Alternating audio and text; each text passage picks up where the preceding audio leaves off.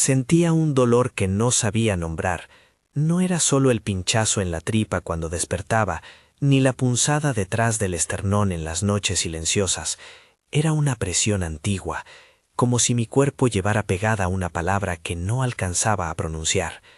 Caminaba por la casa y ese dolor se pegaba a cada esquina, al sofá donde había reído, al armario donde guardaba camisas que ya no olían a él, al cuarto de invitados que, después de 8 años, seguía con las mismas cortinas sin estrenar. Fue ese dolor, esa inquietud que se hacía músculo, lo que me empujó, una tarde, a abrir un armario que nunca pensé volvería a mirar. El muñequito estuvo allí, entre peluches con caras amables y cajas de cartón con etiquetas de Navidad y recuerdos. Era de tela, gastado en los bordes, con manchas que tal vez fueran de café o de tiempo, pero lo que lo convirtió en pesadilla fue otra cosa: agujas prendidas en el torso, clavadas sin orden, como si alguien hubiese querido escribir con puntas un mensaje que yo no sabía leer. Lo cogí con las yemas de los dedos y sentí que me temblaba la piel entera. El dolor se intensificó hasta que me tuve que sentar en el suelo, con el muñequito encogido sobre mis rodillas. No fui capaz de pensar en nada coherente. Todo mi pasado reciente se condensó en esa imagen. Él, la reforma, las largas ausencias y la frase que yo me repetía en secreto desde hacía años: mi bebé nunca llegó. No puedo decir que aquel momento me trajo pruebas. Era, en todo caso, un símbolo que encajaba con una costura que ya estaba rota, una pieza más de un rompecabezas que yo, a solas, había empezado a mirar con lupa. 8 años antes, cuando conocí a Marcos, todo tenía la luz de lo posible. Él trabajaba en proyectos que sonaban grandes, reformas, gestión de obras, contactos que abrían puertas. La casa, nuestra casa, parecía el centro de una vida en construcción. Hubo una época en que decir «vamos a reformar» era sinónimo de futuro. Durante meses, un plano sobre la mesa, planos, paletas de color, muestras de azulejos. La gente venía a ofrecer servicios y se iba con la impresión de que al final aquello sería perfecto. Pero algo en la reforma se quedó a medias: las facturas, los muebles sin montar, una escalera que ocupaba el pasillo durante meses. Marcos tenía una respuesta para todo, siempre una excusa amable. «No te preocupes, lo dejo solucionado el jueves. Esa semana estuve en la obra, es que el proveedor se retrasó». Yo quería creerle. Quería creer en su mirada, que era, la mayor parte del tiempo, suave. Me consolaba pensar que el tiempo pondría las cosas en su sitio. Sin embargo, la casa empezó a mostrar pequeñas grietas de verdad. La ropa que desaparecía del tendedero y volvía con un olor a barro que no era de nuestra tierra. Su teléfono que silenciaba llamadas. La manera en que esquivaba preguntas sobre su madre. La primera grieta real no fue la escalera ni la factura sin pagar. Fue un par de zapatos manchados que apareció en el porche una tarde de lluvia. Tenían barro seco, barro de campo, con restos de hierba pegados en la suela. Marcos se los quitó con una indiferencia calculada y dijo que se habían ensuciado en la obra. Le creí porque soy de confiar. Pero esa misma noche, cuando le pedí que me acompañara a ver a su madre, solo llamé para saber cómo está, le dije. Él cerró la puerta del salón con fuerza y me pidió que no fisgara más. «No volverás a entrometerte», sentí que me dijo sin pronunciarlo. ¿Quién decía eso en voz baja, sino alguien con algo que esconder? Hubo otras señales. Una llamada telefónica de madrugada que él dejó caer en la mesilla antes de que yo la alcanzara. Una foto que vi de refilón en su bolsa, con gente que yo no conocía. La forma en que, cuando nombraba a Doña Rosa, su voz perdía detalle. Comencé a sentirme pequeña, como si mi papel en esa vida se hubiera deshilachado sin que yo lo notara. Las preguntas, al principio tímidas, se convirtieron en ruidos en mi cabeza. ¿Por qué tantas ausencias? ¿Por qué aquella resistencia a que yo visitara la casa donde nació él, como si algo, allí, fuera peligroso para mi mirada? Una noche lo confronté. No fue en presencia de otra gente, solo la cocina y las luces apagadas bajo la lámpara del frigorífico. Le pregunté por su trabajo, por qué llegaba con barro en las botas cuando decía que había estado en reuniones. Él me miró con esa mezcla de enojo y cansancio que últimamente mostraba mucho. «No es asunto tuyo», dijo. Y luego, después de un silencio que entendí como un golpe, añadió: «No sigas con eso, Salma, no provoques». La frase fue una muralla. Sentí que me estaban poniendo fuera de algo, de una conversación, de un secreto, y que mis límites se adelgazaban como papel. Las noches empezaron a acostarme. El dolor apareció como compañero. Me despertaba con náuseas que no tenía y con una presión en el bajo vientre que me recordaba todas las cosas que no había dicho. Pensaba en la casa, en la reforma que nunca acababa, en la madre de Marcos a la que no dejaban visitar. Pensaba también en el silencio que se instaló entre nosotros sobre la posibilidad de un hijo. Nunca llegamos a hablarlo con claridad. A veces él esquivaba el tema con una sonrisa que me dejó en la duda. Yo me quedaba guardando una pena que no sabía nombrar y que con los años se convirtió en un hueco que dolía físicamente. ¿Qué me pasó? Solía preguntarme en la ducha, el agua arrastrando las palabras por el desagüe sin respuesta. Fue el muñequito con agujas el que convirtió esa pena en decisión. Lo encontré en un armarito del cuarto de las cosas viejas, lugar donde Marcos dejaba bolsas que decía, por si hace falta. Abrí la puerta por curiosidad, y ahí estaba, entre una caja de álbumes y una libreta de apuntes. Había una nota arrugada al lado, una frase que parecía escrita con prisa. Algo como, se le agotó la medicina otra vez. No era una firma, ni una fecha, solo eso, en letra pequeña, como un recordatorio que alguien dejó por miedo o por rutina. Cogí la nota, volví a leerla y sentí que una pieza se encajaba. La idea de que alguien más gestionara medicación de una persona mayor, las ausencias de Marcos, las excusas sobre la reforma, todo me pareció de pronto menos casual. No exagero cuando digo que cada descubrimiento me dolía como si me arrancaran una costilla. Y sin embargo, había una claridad extraña en ese dolor. Si quería respuestas, tendría que buscar por mi cuenta. Fue entonces cuando empecé a mirar donde no debía mirar. No tenía experiencia investigando a mi marido. No era detective, era una mujer que llevaba años dejando que la confianza hiciera la casa segura. Pero la combinación de la nota, los barrotes en sus zapatos y aquella mirada esquiva hicieron que, una tarde en que él dijo que trabajaba hasta tarde, yo metiera la mano en su chaqueta y encontrara un llavero con una llave pequeña y pulida, distinta a la llave de nuestra casa. Había, además, unos papeles doblados, recibos con nombres de material, facturas pagadas a proveedores de un pueblo que yo no conocía, y una foto donde aparecía Marcos al lado de una mujer que yo nunca había visto, riéndose en una cocina que no era la nuestra. La foto estaba pegada a una tarjeta con la palabra «Nuevo amanecer» en el reverso. Mi corazón dio un vuelco, no por la foto en sí, sino por la coherencia que empezaba a formarse en mi cabeza. Llave, recibos, nota sobre la medicación. ¿Y si la reforma no era más que una pantalla? ¿Y si detrás de esas palabras bonitas había una casa diferente, otra familia, otra vida? Recordé entonces, con una claridad casi brutal, los pocos comentarios que Marcos hacía sobre arreglos en la casa de la madre, las excusas para viajes de fin de semana a inspeccionar materiales, esa manera suya de responder siempre con lo justo. La sospecha germinó como una raíz que levanta el suelo. Si había algo escondido, habría que ir a verlo. La idea de ir al pueblo me producía pavor y alivio a partes iguales. No era solo curiosidad, era la necesidad de nombrar lo que me hería. Hice una mochila pequeña, un vestido cómodo, un cuaderno, una linterna, las llaves de nuestra casa y el muñequito envuelto en una toalla. Lo dejé en el maletero del coche como si tuviera la intención de esconderlo, y al cerrar la puerta sentí que alguien había apretado un botón dentro de mí. No había vuelta atrás. El trayecto hasta Villa Esperanza fue una sucesión de paisajes y de pensamientos que venían como flashes.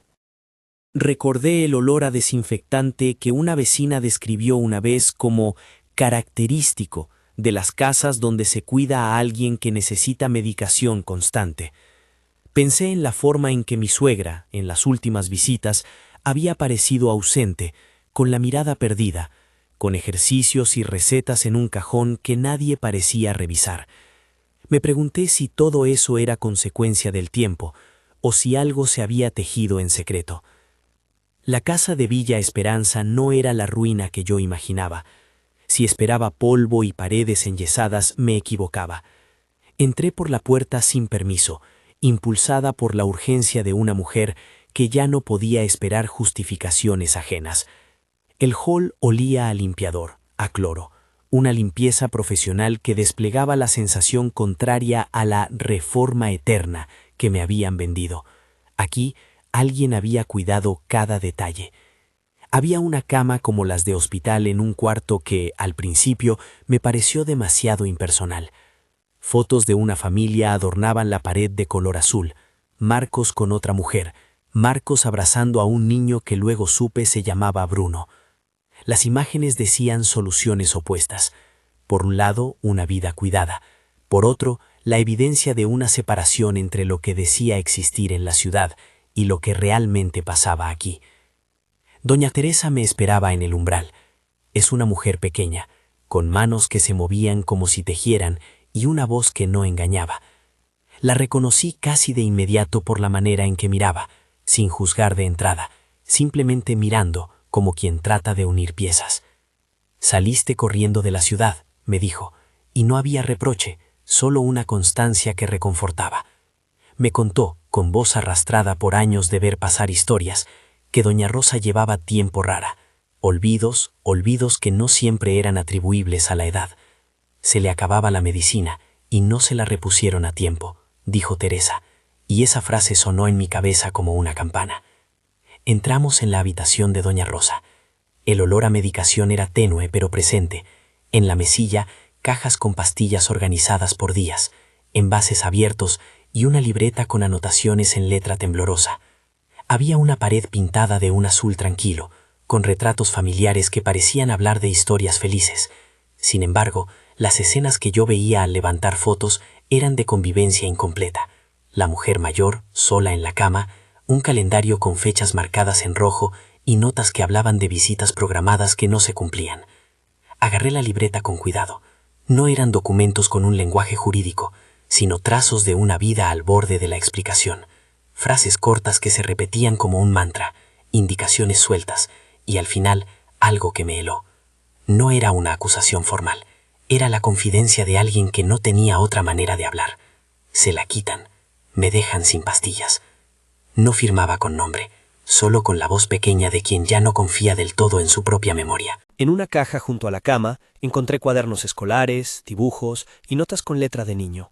Había también fichas con fechas de consultas y una fotografía en la que Bruno, con una sonrisa ingenua, sostenía un juguete que ahora, al unir las piezas, comenzaba a delatar un hilo. El muñequito no era único.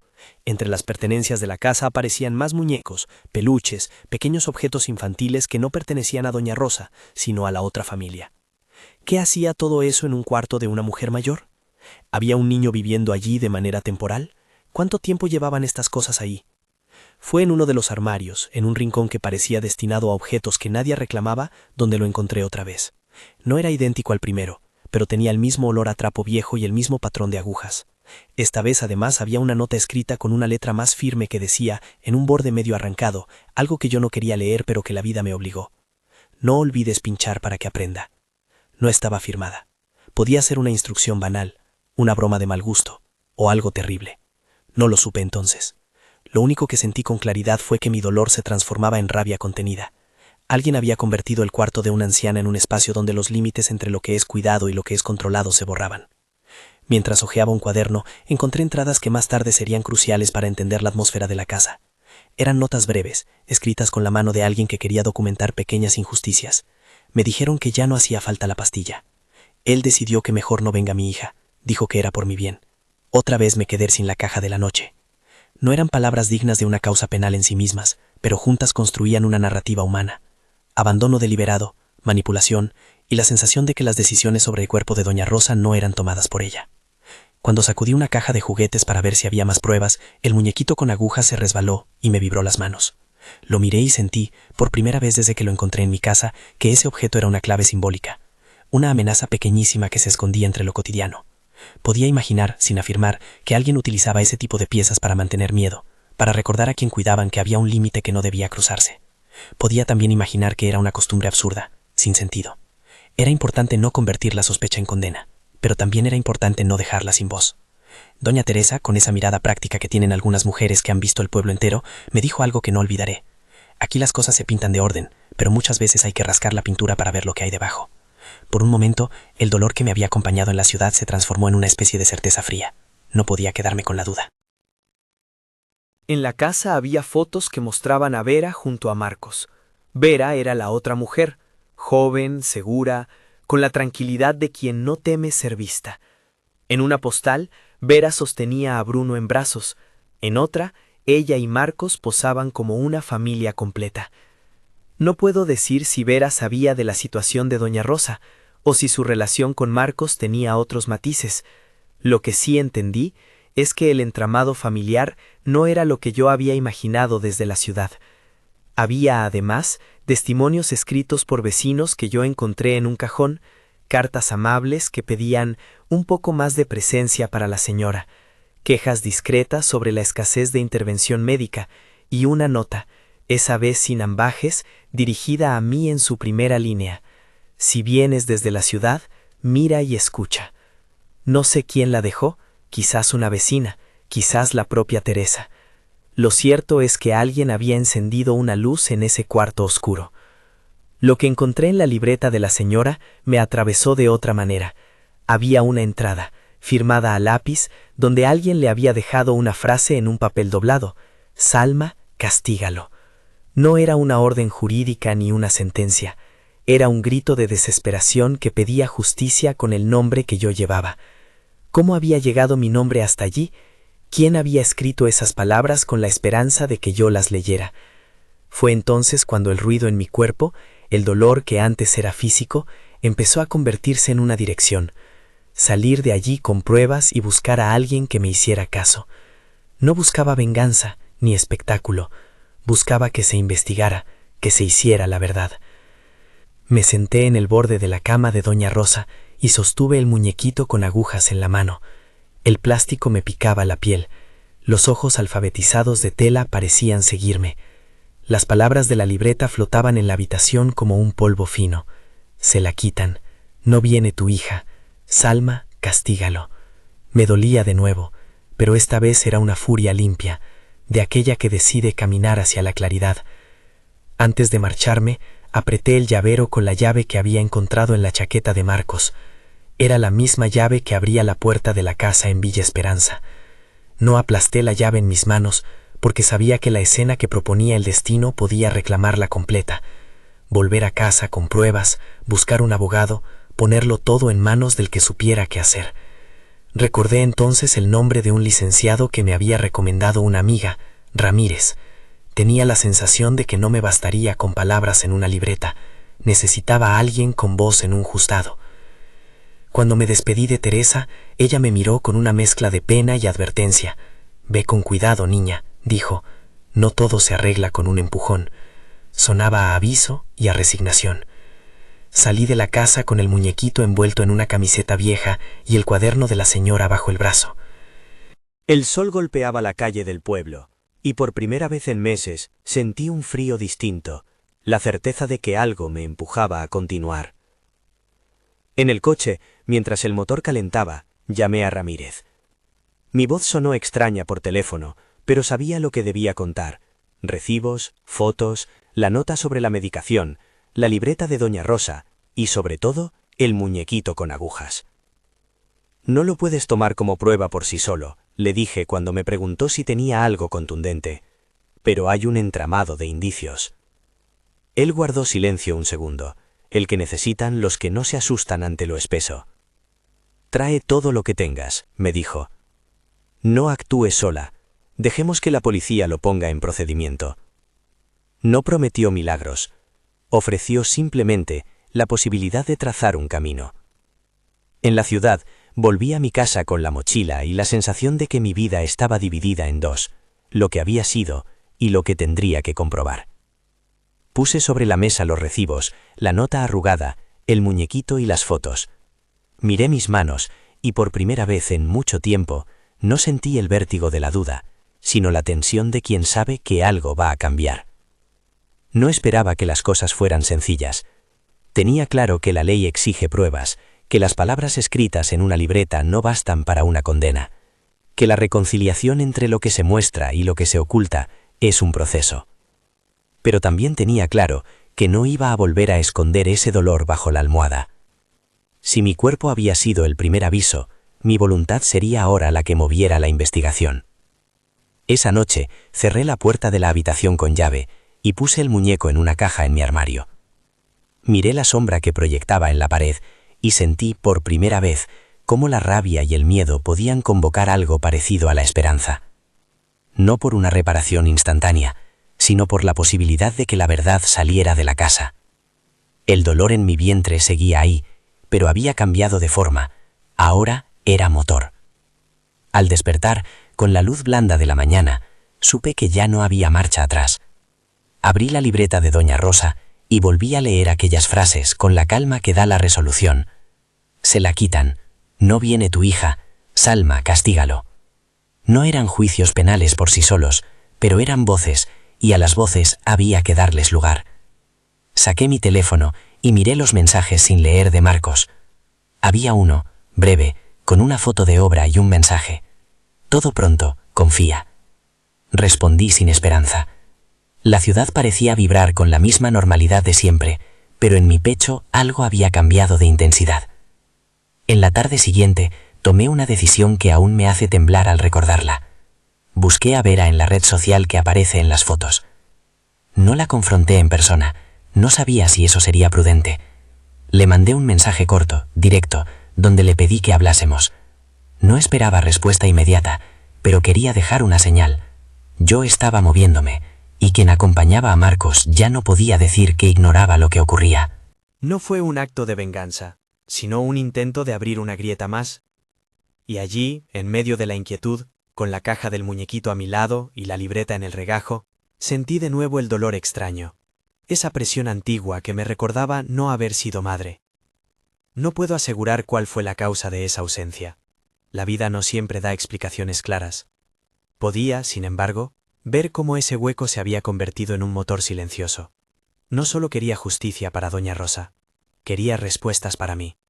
No para señalar a nadie sin pruebas, sino para comprender si atrás de tantas excusas había algo que explicara por qué mi vida no tuvo aquello que yo tantas veces imaginé. Hice una lista mental de lo que había que reunir: recibos, fotos, la libreta, testigos, la llave, el muñequito. Y añadí un nombre a la lista: Licenciado Ramírez. No sabía en ese momento hasta qué punto la siguiente llamada cambiaría el rumbo de todo. Solo sabía que la hice. Cuando el abogado respondió, su voz sonó como la de alguien que distingue entre ruido y señal. Nos vemos mañana, dijo. Trae todo lo que tengas, y no lo toques demasiado. Que los peritos lo vean. Esa noche me quedé despierta, mirando el armario donde reposaba la caja con el muñequito.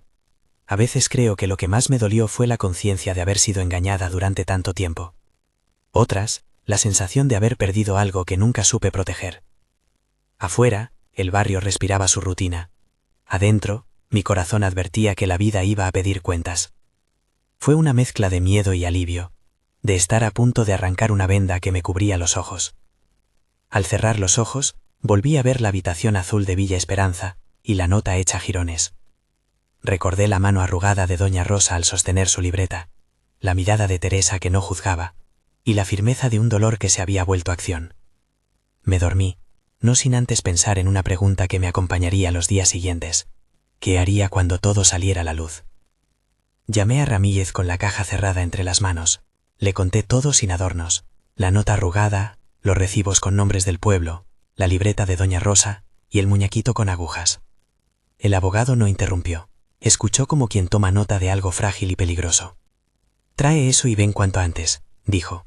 No toques nada más, que lo examine quien corresponda. Colgué, y por primera vez en meses pensé en la posibilidad de que la verdad tuviera un camino formal por el que correr. Antes de salir el mensaje que el guión pedía, quiero pedirte algo rápido. Si esta historia te está llegando ahora, dime en los comentarios desde qué ciudad me ves, y suscríbete para no perder la continuación. No voy a pedir más en todo el relato. Solo eso, y seguimos. Al día siguiente, la mesa del despacho del licenciado se llenó de papeles. Ramírez colocó cada pieza con la calma de quien sabe que de las formas surgen responsabilidades. La libreta, las fotos, los 2 muñequitos envueltos en paños, los recibos, la llave pequeña y la nota con la referencia a la medicación. Llamó a la comisaría y pidió una intervención coordinada. No es un caso sencillo, dijo. Hay indicios de irregularidades en la gestión del cuidado, posibles documentos firmados bajo coacción y apropiación de bienes. Necesitamos que la investigación sea técnica y cuidadosa. No dijo más que eso. No tenía por qué prometer certezas. Su papel era poner en marcha la maquinaria que depende de pruebas y procedimientos. Los agentes que llegaron fueron discretos. No hubo cámaras en ese primer encuentro, ni titulares. Solo gente que hace su trabajo con la parsimonia que exige la ley. Se llevó lo que había sobre la mesa para su análisis pericial: los muñequitos, la libreta, los recibos. También pidieron la llave y las fotos. Lo importante ahora es preservar la cadena de custodia, explicó un inspector con voz templada. Salma, que había ido con el estómago encogido, dejó que lo hicieran. No quería tocar nada más. Tenía miedo de contaminar lo que podía ser la única posibilidad de que alguien escuchara de verdad. Pasaron los días con el peso lento de una prudencia institucional. Hubo diligencias. Peritos se personaron en la casa de Villa Esperanza. Tomaron notas, fotografiaron los espacios. Se recogieron declaraciones de testigos que conocían la dinámica de la familia. Se pidió el historial médico de doña Rosa y, con el permiso judicial correspondiente, las facturas y los documentos de la supuesta reforma. Algunas pruebas, me contaría luego el licenciado, apuntaban a irregularidades formales, autorizaciones firmadas que no coincidían del todo con la caligrafía de la anciana, poderes que parecían haber sido tramitados sin la presencia de quien supuestamente los otorgó. Todo ello quedó consignado como indicio de falsificación documental en las diligencias. La instrucción judicial avanzó con la delicadeza que exigen estos asuntos. Nadie exageró en público, pero en privado la noticia se movía como un rumor caliente. La gente del pueblo miraba y comentaba con ese ritmo de quien ha visto historias repetidas. A veces la apariencia protege lo que no se quiere ver. Salma recibió llamadas de vecinos que, en su día, se habían cruzado con la vida de doña Rosa y no habían hecho nada, por miedo o por desinformación. Teresa, la mujer que la había recibido, fue la primera en ofrecerse como testigo. Su declaración fue simple y contundente. Había visto a la señora sin su medicación en varias ocasiones. Había oído excusas de que la caja no estaba disponible o se había acabado, y había notado una limpieza excesiva que borraba huellas. Teresa hablaba con la práctica de quien había visto la vida y no la confunde con teatro. Vera, la mujer que aparecía en las fotos junto a Marcos y el niño, tardó en decidir qué hacer. En un primer momento evitó el contacto. Respondía nerviosa a los mensajes de Salma, y su silencio pesaba más que sus palabras.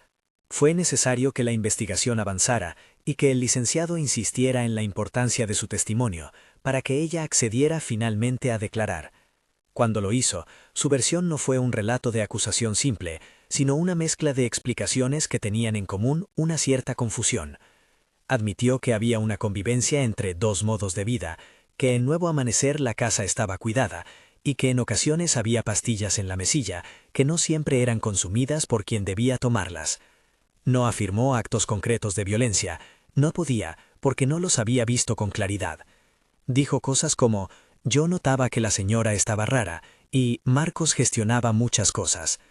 Su testimonio, aún así, fue valioso.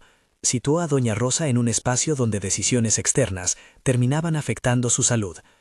Con esos ingredientes, documentos con indicios de falsificación, testimonios que hablaban de privación de medicación y de una gestión administrativa que apartaba a la anciana de sus derechos, la Fiscalía decidió ampliar la investigación y presentar cargos. En el auto de acusación se detallaron sin sensacionalismos las imputaciones que acabarían por llevar el caso a juicio: falsificación de documentos, apropiación indebida de bienes y abandono que contribuyó a la muerte de doña Rosa. No eran etiquetas lanzadas al azar, eran la manera en que el Estado clasifica conductas que suponen aprovecharse de la vulnerabilidad de una persona para obtener beneficios patrimoniales y, en el extremo, delegar en la negligencia decisiones que afectan la vida. La noticia del auto no fue un alivio inmediato. Denunciar es una decisión que abre el tiempo oficial. Testificar, reiterar declaraciones, ver a quien has amado en la condición de acusado. Salma sintió algo parecido a un corte en la respiración. Se preguntó si con su valor no estaría siendo causa de un molino de desgracias. Pero la libreta con las entradas de la anciana y la nota «Salma, castígalo» no dejaban de resonar como una llamada moral. Ya no era solo su dolor íntimo, era la voz de una mujer que no había tenido otra manera de pedir auxilio. Cuando la policía citó a Marcos para tomarle declaración, la escena fue fría y tensa. En el momento de la detención, en Nuevo Amanecer, no hubo gritos ni escenas grandilocuentes. Hubo agentes que entraron con la diligencia propia de aquello que no necesita espectáculo. Se le informó de las imputaciones y se le llevó para las diligencias. En el registro de la vivienda se encontraron documentos relacionados con poderes y testamentos, algunos de los cuales serían objeto de pericia grafotécnica más tarde.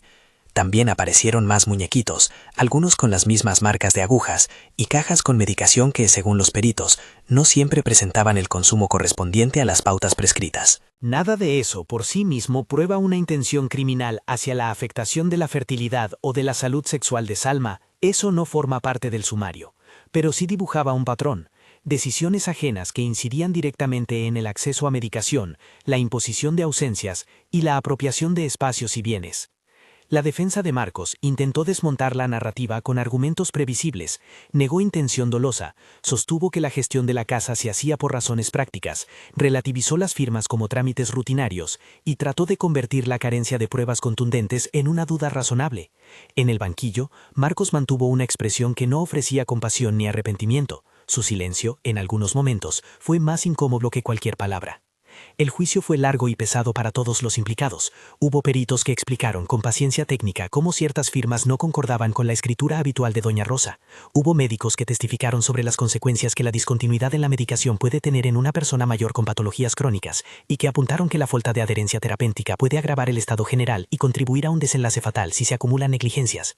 La Fiscalía planteó una lectura coherente. La suma de decisiones administrativas y de aislamiento supuso una vulneración de derechos básicos que tuvo impacto en la salud de la anciana. La defensa, en cambio, trabajó la hipótesis de la desgracia natural y la carencia de intención criminal respecto a la muerte.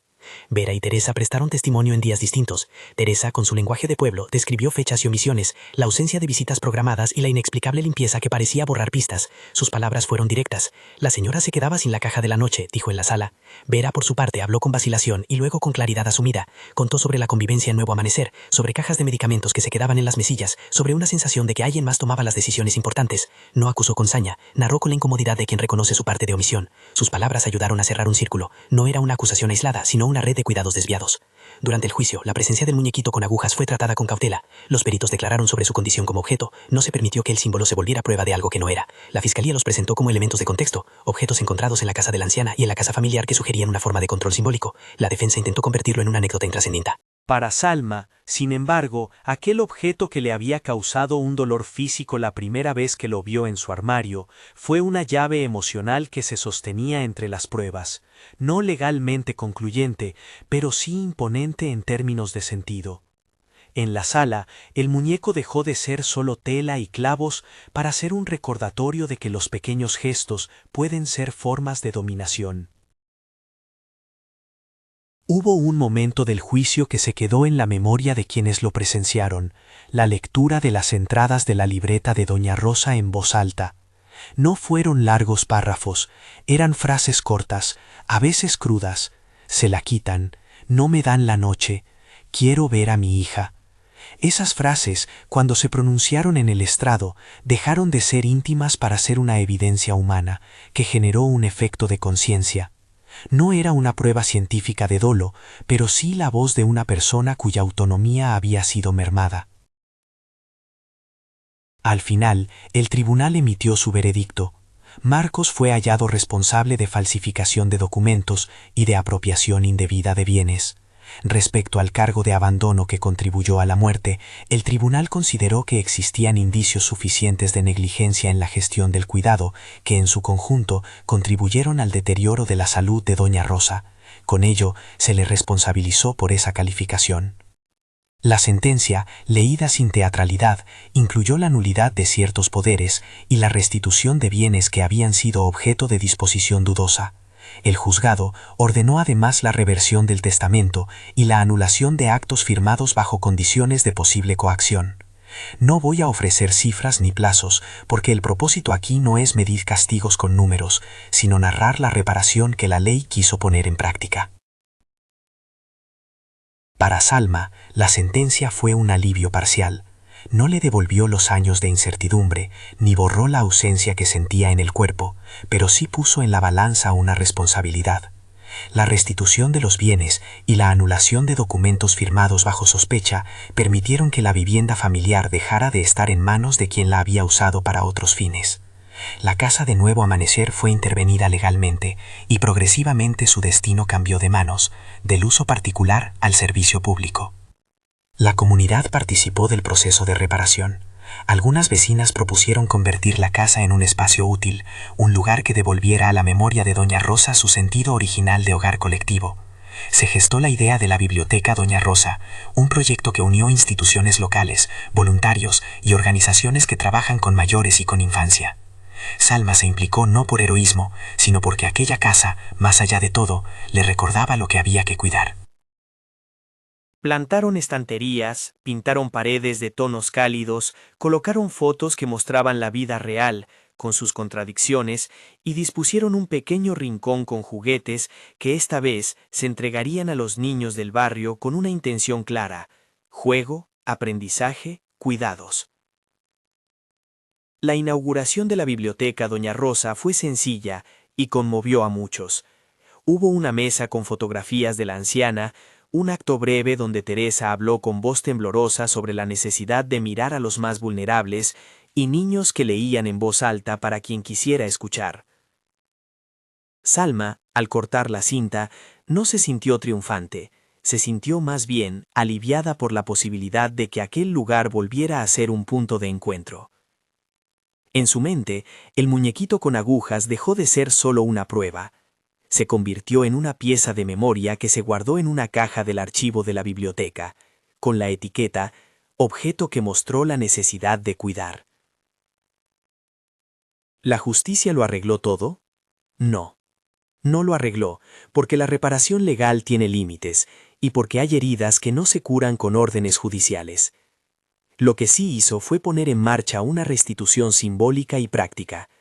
Los bienes mal dispuestos retornaron, la casa dejó de ser refugio de un proyecto que excluía y se transformó en punto de encuentro. Y las instituciones locales tomaron medidas para mejorar la supervisión de personas mayores en situación de dependencia. Se implementaron protocolos de seguimiento y hubo campañas informativas para que nadie volviera a asumir que un adulto mayor no tiene voz. En los meses posteriores a la sentencia, la vida de Salma fue reconstruyéndose en capas. Hubo días de tristeza profunda, otros de pequeña alegría. La sensación que la acompañó durante años, mi bebé nunca llegó, siguió ahí. No como una acusación al pasado, sino como una herida que la acompañaba y que empezó a encontrar un sentido distinto cuando la mirada la alejó del reproche y la puso en la tutela de lo que podía construir. No tuvo un hijo. No hubo milagros que lo cambiaran. Lo que sí encontró fue la posibilidad de ofrecer su tiempo, su ternura y su palabra para otras vidas. En la biblioteca, sentada en una butaca, escuchaba a niños leer en voz alta y sentía una ternura que no era sustituta de la maternidad, pero sí un bálsamo respecto a la sensación de pérdida. Hubo también momentos de diálogo con Vera. Ella pidió perdón en un encuentro con Salma, y en su voz se escuchó la confusión de quien se dio cuenta tarde de lo que se ocultaba detrás de las apariencias. No fue una reconciliación completa, no lo podía ser, pero fue una conversación honesta que ayudó a construir un cierre que no exige olvido, sino reconocimiento. En las semanas de reconstrucción de la casa, la comunidad plantó un olivo en el jardín como símbolo de resistencia. Salma lo regó el primer día con manos que ya no temblaban tanto. A veces, cuando nadie la veía, colocaba una pequeña flor junto a la caja donde se guardaba el muñequito, como quien deja testimonio de que los objetos también cuentan historias, y que las historias pueden transformarse en cuidados. En privado, en noches largas, Salma contemplaba sus cicatrices emocionales. No era fácil. Había días en que la ausencia en su vientre se hacía insoportable, y días en que el eco de la libreta de Doña Rosa le parecía un llamado a seguir luchando por quienes no tienen voz. Encontró, con el tiempo, la manera de nombrar su dolor sin que éste la definiera. Aprendió a explicarse a sí misma que no siempre existen causas concretas para las pérdidas que la vida inflige. A veces, son el resultado de caminos que se cierran por razones variadas. También aprendió que no estaba obligada a convertir la pregunta sobre su fertilidad en una acusación hacia otros sin pruebas. El proceso dejó marcas en todos. Para algunos vecinos fue una lección dura. La realidad no siempre se ve desde afuera. Para la administración local, fue un llamado a reforzar la protección de los adultos mayores. Para la comunidad, la biblioteca fue un recordatorio de que las casas deben ser lugares de encuentro y no de dominación. Para Salma, La sentencia judicial no borró su dolor íntimo, pero sí le ofreció algo que quizás valía más, la conciencia de haber respondido, de no haber permitido que la sospecha se quedase en silencios. Al mirar atrás, a la imagen inicial, esa tarde, el armario y el muñequito con agujas, Salma veía ahora no solo el dolor primario, sino la cadena de pequeñas decisiones que habían construido una red de silencio. La punzada en el bajo vientre que la acompañó tantos años dejó de ser, poco a poco, un grito sin dirección, y se convirtió en un motivo para actuar. No siempre pudimos transformar el dolor en justicia, pero sí en cuidado y memoria. El día que la biblioteca cumplió 1 año, un grupo de niños entró corriendo, con libros en las manos, hacia las estanterías recién pintadas. Bruno, el niño de las fotos, ya no formaba parte de los escenarios de disputa. Había crecido con la simpleza propia de su edad, y en un rincón leí una nota firmada por Teresa, invitando a las familias a cuidar la memoria de quienes nos preceden. Salma observó la escena desde la sombra de un alero, y sintió una calma que no había conocido en mucho tiempo. No era paz absoluta, era la paz de quien ha hecho lo que tenía que hacer, por amor y por deber. Al cerrar el ciclo, la pregunta que me hice al principio, ¿qué haría cuando todo saliera a la luz?, tuvo una respuesta imperfecta y humana: buscar justicia, transformar el espacio que fue objeto de mala gestión en un lugar de comunidad, cuidar de quienes quedaban, y aceptar que algunas pérdidas no tienen reparación completa. La vida siguió, con sus claroscuros, pero con un sentido más definido. La verdad, aunque tardara, había conseguido hacerse oír. Antes de terminar, quiero volver al inicio, a la sensación física que me empujó a mirar aquel armario. No hay herejía en decir que el cuerpo grita cuando la mente ya no puede más. Los dolores extraños que sentí fueron, en parte, el cuerpo hablándome de una inquietud que necesitaba salir. El muñequito con agujas fue la señal que me dio permiso para seguir hasta donde la ley y la comunidad me ayudaron a llegar. Y sobre la frase «mi bebé nunca llegó», esa ausencia sigue siendo mía, íntima, y no la convierto en prueba contra nadie. Es mi historia personal, una herida y una verdad que me hace humana. A veces los objetos nos señalan caminos, a veces las palabras de una anciana en una libreta se convierten en llamada. La justicia puso sus límites y la comunidad puso manos. Si esta historia te ha conmovido o te ha hecho pensar, cuéntamelo en los comentarios. ¿Qué te parece que deberíamos hacer como ciudadanos para proteger a las personas mayores? Y si quieres seguir escuchando relatos como este, suscríbete al canal y activa las notificaciones. Gracias por acompañarme en esta historia de dolor, de búsqueda y, finalmente, de algo parecido a la reparación.